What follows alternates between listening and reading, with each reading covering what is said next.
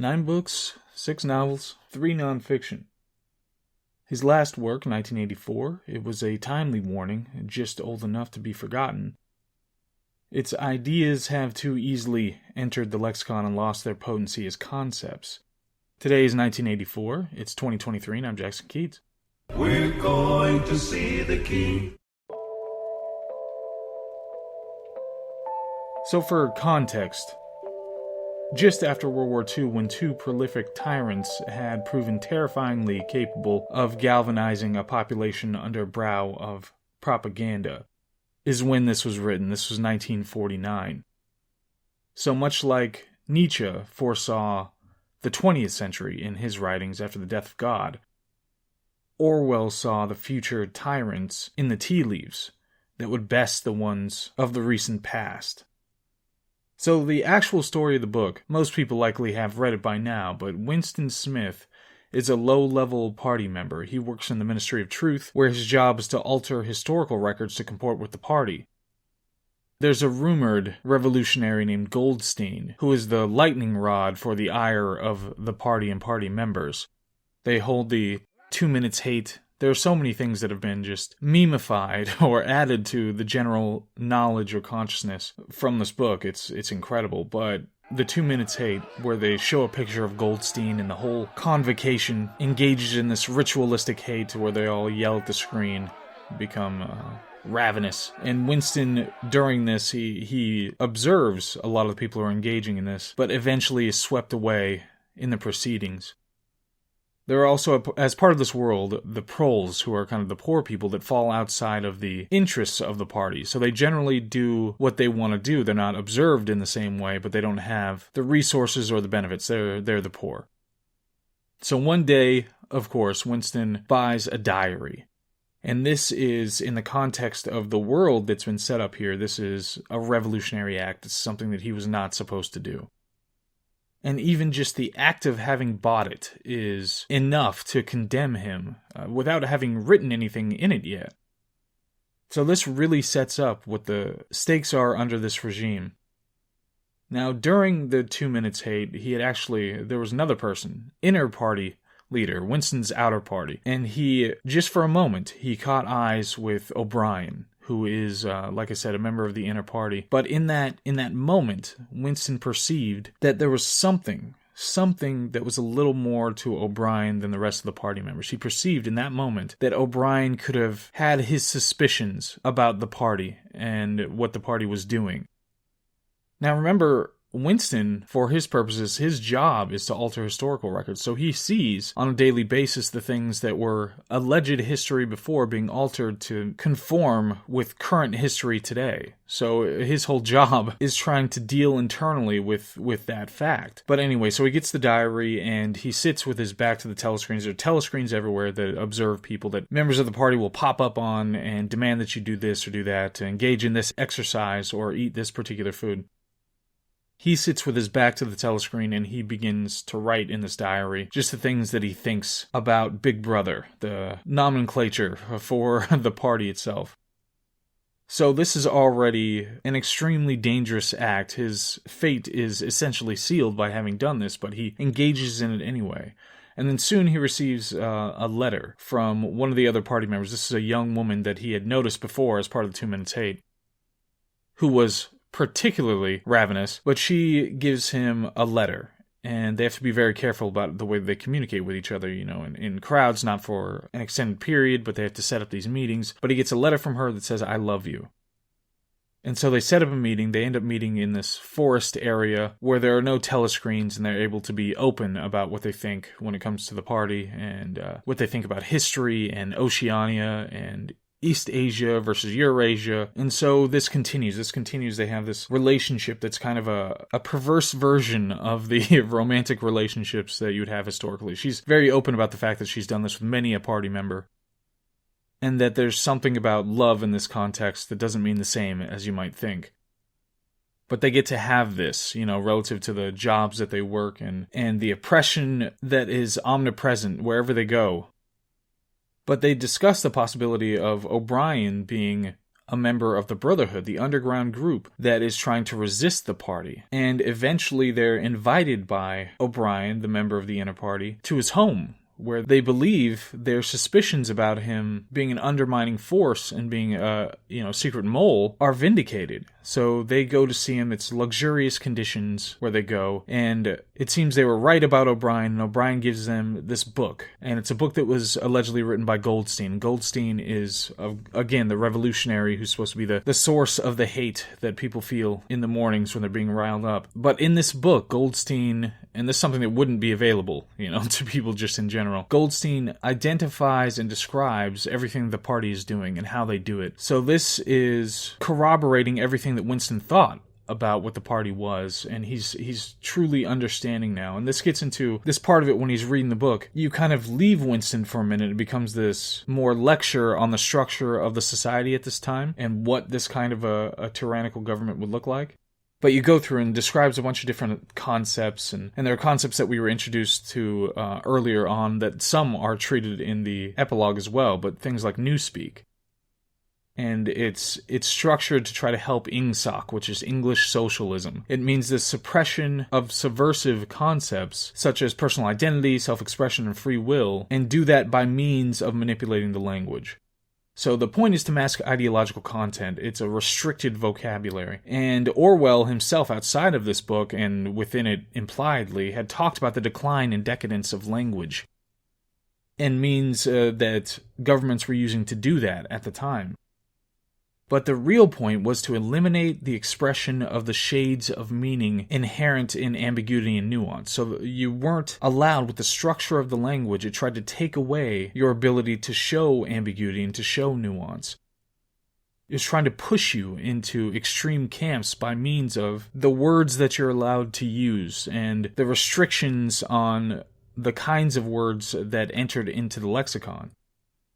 So rather than other kinds of languages or dictionaries where they add words over time and you get a larger selection of things to be able to use, the vocabulary here grew smaller every year. And this goes hand in hand with the idea of doublethink. So this is embodied by the party slogan, war is peace, freedom is slavery, ignorance is strength. It's the acceptance of two contradictory opinions or beliefs at the same time, especially as a result of indoctrination. So the point is to undermine your belief or opinion or understanding of all concepts by forcing you to undermine the most essential concept. The law of non-contradiction, the law of logic, that there is such a thing as reality or such thing as truth. You undermine that, and then there's nothing left. You can believe anything, even two contradictory things at the same time.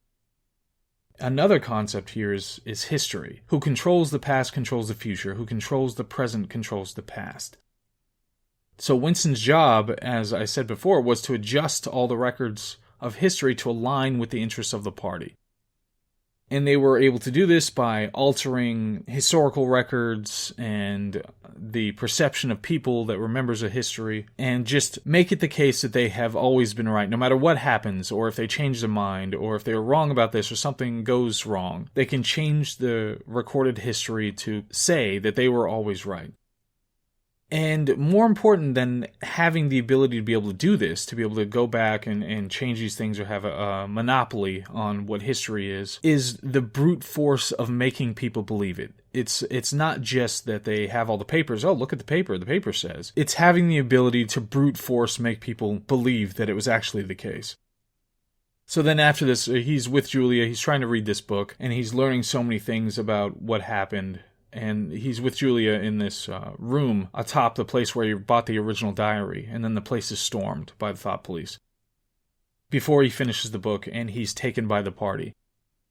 Once in custody, he is sent to Room 101. Room 101 is built up within the story by other prisoners, but this is the final resting place for any resistors to the regime.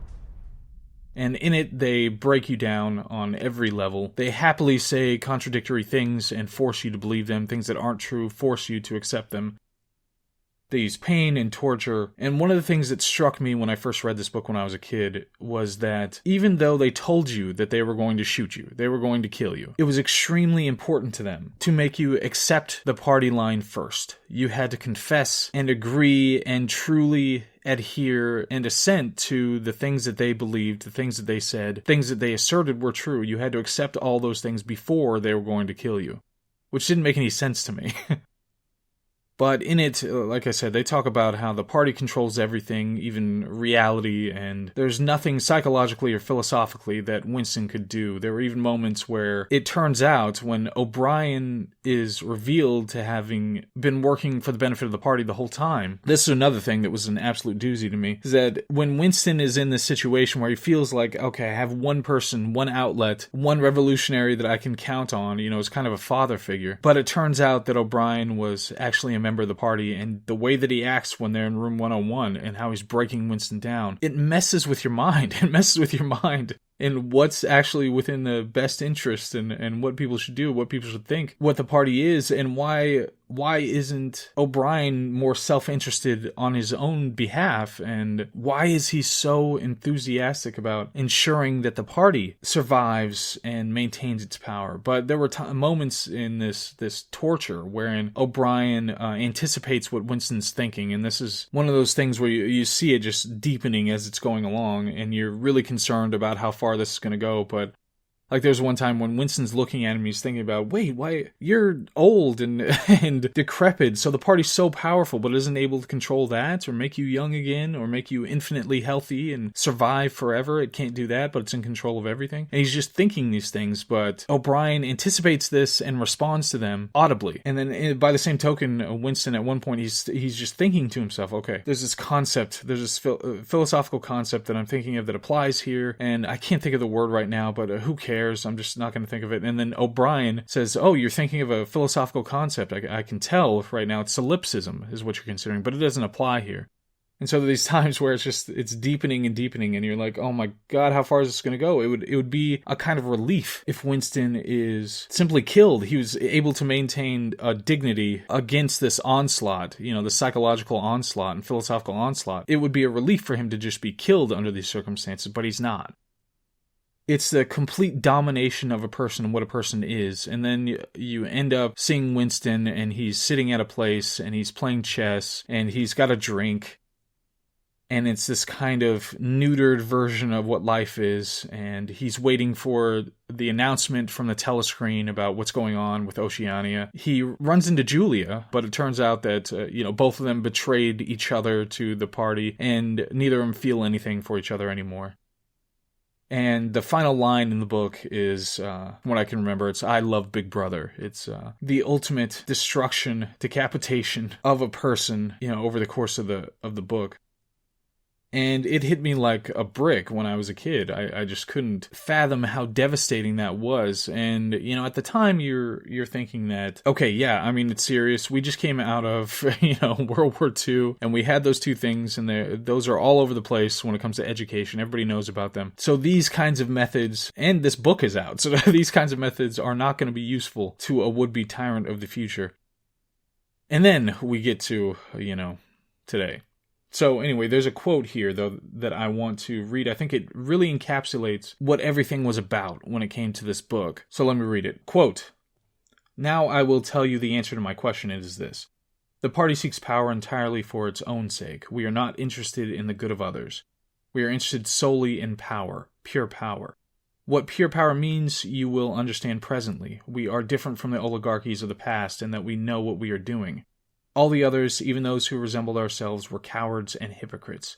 The German Nazis and the Russian communists came very close to us in their methods, but they never had the courage to recognize their own motives.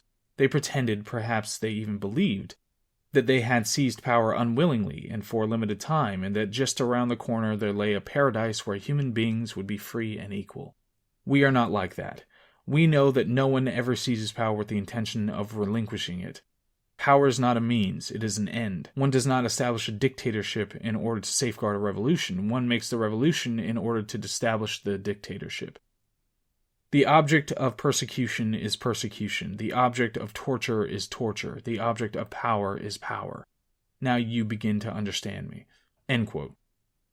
So again, this is kind of the logical endpoint of what a tyrannical government would look like. A truly tyrannical government that only has that interest.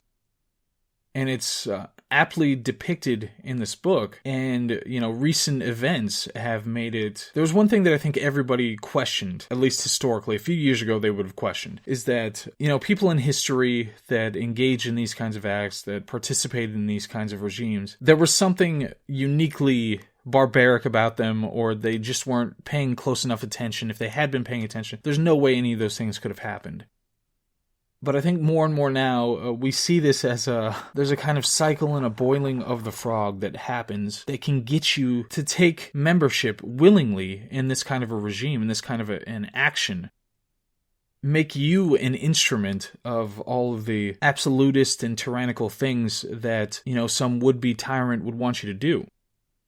But big picture-wise, you certainly see a lot of this in the rhetorical and extra-rhetorical methods of modern politics. The point of progressive politics is to garner submission. That's something that you see on a regular basis now. It's not the point to even get people to just conform ideologically. It's not that they want to win the argument, and that's the point. It's submission for the sake of submission. And you can tell this by how ridiculous some of the assertions are. When you have grown men acting out sexual fetishes in front of children, and people get outraged by this and find it ridiculous and disgusting that it's allowed anywhere. And then the riposte is, how dare you bigot? And there's just this incredible broadening of concepts and everything swept under one rug to say that it's completely unacceptable to be outraged by this, and you have to submit. If you even make one comment that's slightly out of the norm, I think, what was it, Tony Dungy, who said something about, he was giving a speech and it was about abortion or something like that, then you have to be made to submit. And there are aspects of newspeak that you see, all over the place today. Things like Latinx or Latinx, the point of which to nullify the gendered characteristics of Spanish. Spanish has gendered language. There are masculine and feminine words. So the point is to nullify that. The definition of woman, that's an incredible one, an incredible example of newspeak. What does that actually mean anymore? It deliberately doesn't mean anything, and you're supposed to accept that it doesn't mean anything. The point being submission. White supremacists, this is something that happened very, very recently, is that there was the clearly unlawful beating of somebody who had been, allegedly pulled over for reckless driving, but it doesn't matter. I don't care if he was pulled over for murder, mass murder. This kind of a beating was, to me, beyond the pale. It was conducted by 4 black officers against a black suspect, and there was still, what was his name, Van Jones, the CNN contributor. He wrote this article about how it could still be white supremacy because of this and this and this. The point is that the term doesn't mean anything. All the terms are being washed out to not actually mean anything in particular. They're just supposed to be emotionally engaging. Violence is another one of those terms that used to mean something very particular, and there was a distinction so that you could use language to have those distinctions, but it's being removed, that distinction. So violence now can mean, just things that are said on the internet. That's equivalent to violence. Or thinking one idea over another idea, just actual thought crime, that's engaging in violence. Illegal alien is another one. That one was banned, that you can't say illegal alien. And it's supposed to be replaced by immigrant, which, again, it's supposed to nullify the nuance and ambiguity that you can create, the gray areas that you can create when you get to use language precisely. So immigrant, just in general, can mean a whole bunch of different things. It can mean, somebody who's here illegally or legally, somebody who came here is now a naturalized citizen, or came here has a particular status, or came here and doesn't have any status and shouldn't be here. It can mean all those things, but they try to nullify your ability to have nuance in that conceptual context. And just aside from politics in general, we have this whole idea of names. And this is something that's really interesting to me, is that names are so different today with online presences. We used to have names with classical correlates. A lot of the times they'd be named for somebody who accomplished something great or somebody who was part of the family, and you'd switch around the middle names and first names and all those sorts of things. So it shows your pedigree within your family and has that connection. Or at the very least, it was some reference to what your parents thought or what your parents liked or what your parents wanted for you or something like that. So there was that connection to it. But today, our names are more often with our digital presence, which has much more reach than our, individual geographical presence. we often change our names to something that we decided on. We decided this is going to be our name instead. So there's a whole bunch that is just changing the way that we communicate about people and about history and about each other. And all of that has an impact on who we are and what we do, our behavior, what we're likely to do, what we're likely to be interested in or not interested in. All of that is going to impact it. The primary way that we communicate, especially when it's online, is through just the words, the language itself. In person we can communicate with body language and emotional reactions and a million different ways that are not discernible when you send a text or when you send a tweet. And that's more and more just a means of nullifying that nuance.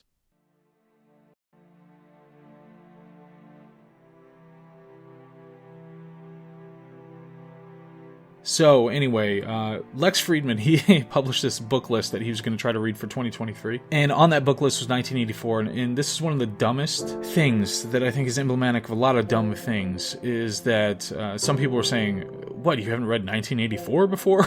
And so you're just reading it for the first time? And shouldn't you be more advanced or educated at this point? There were a lot of really, really stupid alleged controversies. But this is one of those things. Obviously, Lex Friedman is a very educated, very intelligent guy.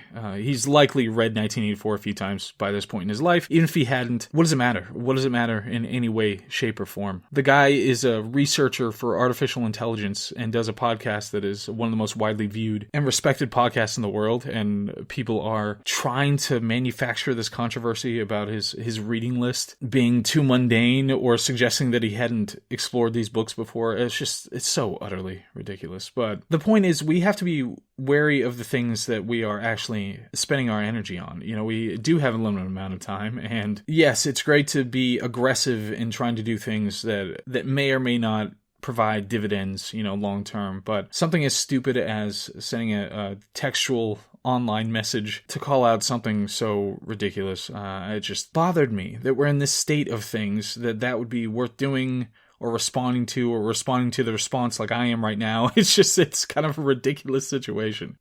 That is where we are pressing our attention. But we certainly are a fallen race, and there's got to be some means of lifting ourselves up, if not to the stratosphere, then at least out of the ravine. Anyway, thank you very much for listening to this one, and I hope you enjoyed it, and I will see you on the next one.